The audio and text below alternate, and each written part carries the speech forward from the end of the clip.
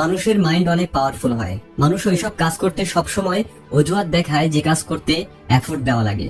হতে পারে ওই কাজ সঠিক অথবা ভুল, ভালো অথবা খারাপ, এই জিনিসগুলো ম্যাটার করে না। যদি এফোর্ট দেওয়া লাগে তাহলে তোমার মাইন্ড অজুহাত দেখাবেই, আলসেমি দেখাবেই।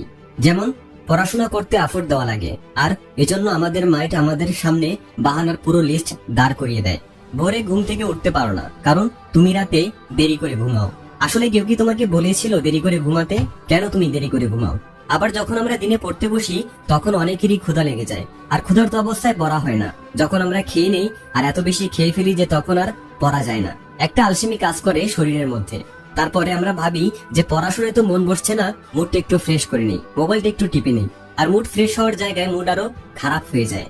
যখন আমরা বুঝতে পারি যে মোবাইল চালানোর জন্য আমাদের অনেক বেশি টাইম নষ্ট হয়ে গেছে, যখন বুঝতে পারি আমাদের অনেক সময় নষ্ট হয়ে গেছে সোশ্যাল মিডিয়া ইউজ করতে করতে, মাইন্ডের কাছে তখনই চয়েস আসে, হয় সেই কাজ করো যা এখন এই টাইমে তোমার জন্য সবচেয়ে বেশি জরুরি, অথবা ওই কাজ করো যাতে তোমার ভালো লাগে। আর তখন তোমার মাইন্ড সেটাই করবে যেটা তোমার ভালো লাগে।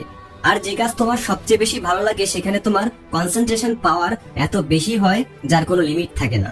কিছু কিছু মানুষ বলে যে আমার কনসেন্ট্রেশন পাওয়ার অনেক কম, আমার মাইন্ড অনেক দুর্বল। আসলে দুর্বল নয়, এটা দেখো যে তোমার কোন কোন কাজ সবচেয়ে বেশি ভালো লাগে, আর সেখানে তোমার ফোকাস এতটাই বেশি হয়, আর এতটাই হয় যার কোনো লিমিট থাকে না। তো এখানে সহজ কথা হলো এটাই যে যদি তুমি তোমার মাইন্ডের হিসেবে চলো তাহলে তোমার মাইন্ড তোমাকে ধ্বংস করবে, কারণ তোমার মাইন্ড সেটাই চয়েস করবে যেটাতে তোমার ভালো লাগে। আর এটা সবসময় খারাপ জিনিসই থাকে। তোমারই কিছু ফ্রেন্ড থাকবে যার মধ্যে কয়েকজন অনেক সামনে এগিয়ে যাবে, আর কয়েকজন যেখানে আছে সেখানেই পড়ে থাকবে। কিন্তু আজ তো সবাই সেম লেভেলে আছে, মোটামুটি সবার জন্যই ভালো সুযোগ সুবিধা আছে। তাহলে কি কারণ যার জন্য কেউ এগিয়ে যাবে আর কেউ যেখানে আছে সেখানেই পড়ে থাকবে? কি এমন কারণ যার জন্য কেউ লাইফে ভালো কিছু করে ফেলে আর কিছু মানুষ লাইফে কিছুই করতে পারে না?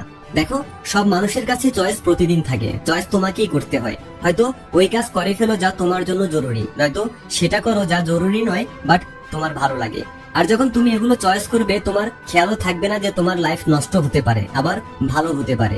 সেটা ডিপেন্ড করবে তোমার চয়েসের উপর যে তুমি আসলে কি চয়েস করছো। একটা কথা সবসময় মনে রাখবে, যদি তুমি জীবনে কিছু করতে চাও তাহলে তোমার রাস্তা ঠিকই মিলে যাবে, আর তোমার লাইফে যদি কিছু করতে না চাও তাহলে তোমার অজুহাতও মিলে যাবে। আর যদি অজুহাত দেওয়া শুরু করে দাও তাহলে তুমি সেখানেই থেকে যাবে, তুমি কিছুই করতে পারবে না। এজন্য লাইফে অজুহাত দেওয়া ছেড়ে দাও, একদিনে ততটুকু কাজ করো যতটুকু তুমি করতে পারো। নিজেকে নিজেই বোঝাও যে আমি ওইসব জিনিস থেকে সরে যাচ্ছি যা আমার লাইফের উপর ডিপেন্ড করে। আর আমি সরে যাচ্ছি কেন?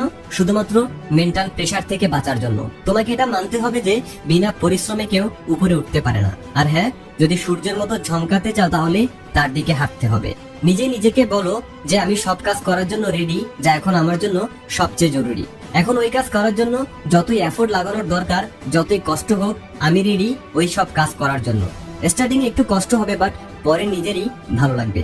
সুতরাং একদিনে তুমি যতটা কাজ করতে পারো তা করে ফেলো। আর যখন আমাদের কাছে চয়েস আসে কিছু করার জন্য তখন সেটাই চয়েস করো যা তোমার জন্য, তোমার লাইফের জন্য সবচেয়ে করা জরুরি। আর যে কাজে তুমি করবে সেটাতে তোমার সর্বোচ্চটা দেওয়ার চেষ্টা করো এবং নিজেকে বলো যে আমি এটা করে দেখাবোই। Thanks for watching.